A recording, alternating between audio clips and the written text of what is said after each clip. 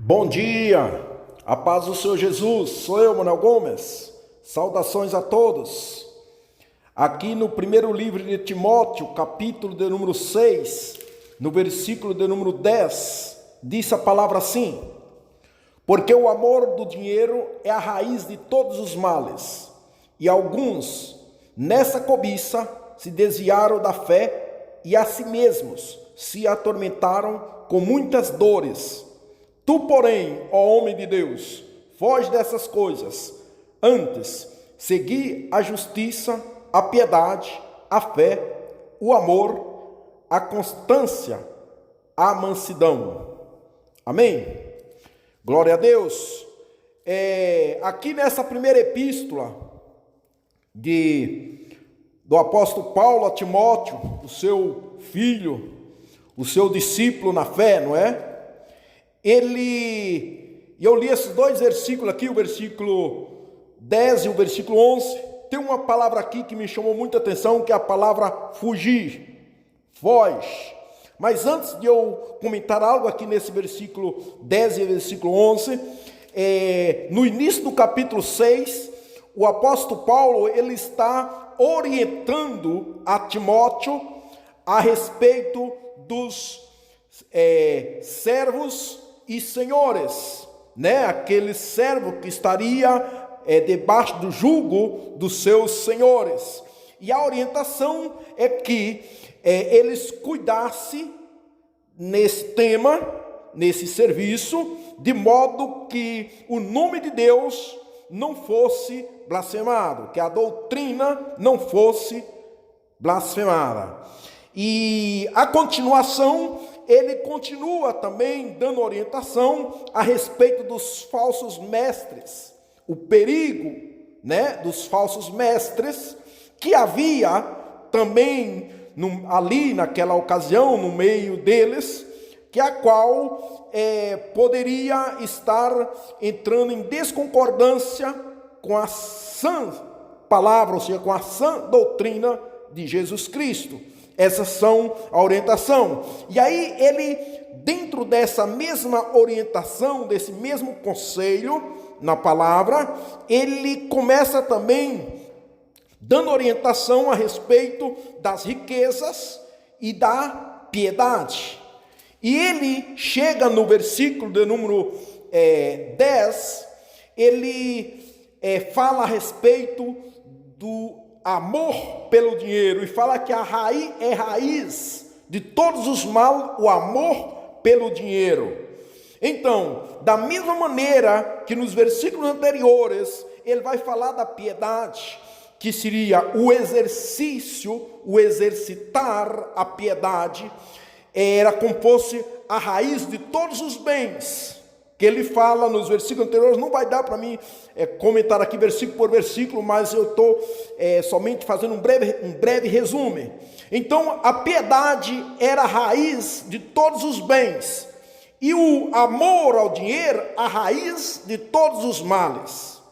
E ele fala que por causa desta prática, destas pessoas que estaria colocando demasiadamente o seu amor no dinheiro, muitos iriam se desviar da fé e ia obter muitas tormentas. É o que está dizendo no versículo 10. Aí ele chega no versículo 11, ele vai dizer assim: tu, porém, ó homem de Deus. Esta expressão aqui, homem de Deus, era uma expressão muito utilizada no Antigo Testamento. É um homem que transportava a mensagem de Deus, ou seria um homem, um servo, que estava a serviço exclusivo de Deus, e que tinha um comprometimento com Deus, de entregar a mensagem de Deus. O mesmo poderia dizer, tu, varão de Deus. Ele diz assim: foge dessas coisas. É aqui que eu quero chegar, essa palavra fugir. Fugir é muito forte. Por quê? Porque quando ele fala que o amor ao dinheiro é a raiz de todos os males, então ele falou assim: trata de fugir, você que é um homem de Deus, foge. Eu imaginei, pensei nisso, imaginamos uma pessoa fugir do dinheiro, não é? você correr e o dinheiro correr atrás de você. Mas não é bem assim, entende? É fugir talvez das malas práticas. E que nós deveria ter muito cuidado, estar com muita atenção, ser muito sóbrios, entende? Ter muita sabedoria para poder detectar, para poder saber, ver se os nossos comportamentos, os nossos procedimentos não caem nesse laço. E aí eu tenho de colocar muita atenção, ser muito sábio. Aí ele disse, segue a justiça. Antes, segue a justiça, a piedade, a fé, o amor, a constância e a mansidão. Aí ele dá umas instruções, falando para ele, segue esse caminho. Se cuida. E aí, se nós ir nessa palavra fugir, se falar de fugir do dinheiro, temos de fugir de que forma nós estamos aplicando esse dinheiro, ou que forma estamos querendo ganhar esse dinheiro, porque o dinheiro é uma benção, certo? O dinheiro é uma benção, não tem como querer viver sem ele, não é verdade? É super difícil. Agora, também ele pode ser um grande laço, então nós temos de tratar de fugir dos laços. Se nós não cuidar, o dinheiro pode virar um laço contra nós e trazer muitas dores. O apóstolo Paulo também aos Coríntios, no 1 de Coríntios, capítulo 6, no versículo 18, ele diz assim, fuge da impureza. Olha, ele diz, fuge da impureza. Está orientando os coríntios aqui a fugir da impureza. A impureza aqui é porque também vai falar um pouco da sensualidade.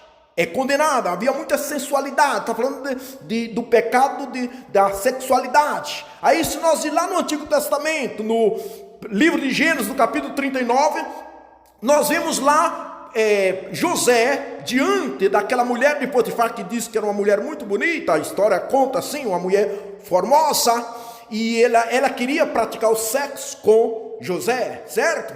E no versículo 12 vai relatar que José fugiu dali. Fugiu, deixou praticamente quase nu, fugiu nu, imagina-se. E aí nós entendemos que José tinha esse mesmo conceito, talvez que Paulo está dizendo aqui, que foge qualquer outro pecado que uma pessoa cometer fora do corpo, mas aquele que pratica a imoralidade peca contra o próprio corpo. Acaso não sabeis que o vosso corpo é santuário do Espírito Santo e que está em vós, o qual tendes da parte de Deus e que não sois de vós mesmos? Então creio eu que José tinha esse ensinamento, ou seja, esse entendimento que não poderia pecar, entende? Cometendo aquele pecado com aquela mulher de Potifar, aunque a carne talvez queria. Imaginamos isso, como foi difícil esse fugir. Certo? Imagina isso aí, um jovem na plena flor da idade, diante de uma mulher formosa, e ele teve essa valentia de fugir, entende?